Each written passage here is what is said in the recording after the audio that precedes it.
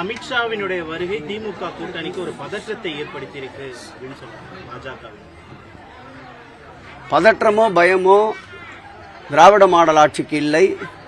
திராவிட model ஆட்சி நாயகர் எங்களுடைய மாண்புமிகு தமிழக முதல்வர் அவர்கள் தலைமையிலே அமைந்திருக்கின்ற கூட்டணி வலிவோடும் பொலிவோடும் தெளிவோடும் இருக்கின்றன.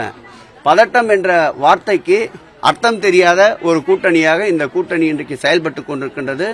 பதட்டம் அவர்களிடத்தில் இருப்பதால் தான் அவ்வப்போது ஒன்றிய அளவிலே இருக்கின்ற முக்கிய பதவியிலே இருக்கின்ற அமித்ஷா போன்றவர்கள் கூட அவ்வப்போது தமிழ்நாட்டுக்கு வருகின்ற ஒரு நிலை ஏற்பட்டிருக்கின்றது. எங்கள் முதல்வரை பார்த்துதான் ஒன்றியமே இன்று பதற்றத்தோடு இருக்கின்றது என்பதற்கு அமித்ஷாவுடைய வருகையே ஒரு எடுத்துக்காட்டு. வந்துச்சு அவ்வளவுதான். கண்டக்ட் வந்துச்சு. 2026 தேர்தல்ல அதிமுக அபார வெற்றி பெறும் அப்படின்னு சொல்லிட்டு எதிர்க்கட்சி தலைவர் பேசியிருக்காங்க. அவர்னா தோப்பனா சொல்ல முடியுமா? அவரு அப்பதானே இருக்கிற 10 பேரையாவது அப்பதான் 10 பேரையாவது தக்க வச்சுக்க முடியும். முருகன் மாநாடு நிறைய சொல்லிட்டேன் தம்பி. டெய்லி சொன்னா போர் அடிச்சிருக்கேன். நான் ஏற்கனவே அதை சொல்லிட்டேன். அரசியல் கட்சி சார்ந்த ஒரு மாநாடா அந்த மாநாடு இருக்கு.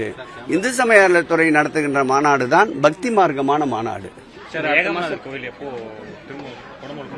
எந்த நிச்சயமா பணிகள் நடந்தது. அது ஒரு சவாலான பணி. ராஜகோபுரமே விரிசல் விட்டிருக்கின்ற நிலை, அதை சரி செய்கின்ற பணிகள் தொடர்ந்து கொண்டிருக்கின்றன.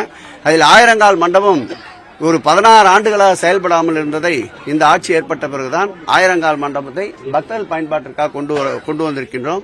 ஏகாம்பரநாதர் கோவிலுக்கு ஒரு சில நாட்கள் நேரடியாக ஆய்வுக்கு செல்ல இருக்கின்றோம். அங்கேயே குடமுழுக்கு மற்ற பணிகளை பற்றி நிலவரத்தை ஆய்வு செய்த பிறகு குடமுழுக்குண்டான தேதியை அறிவிப்போம்.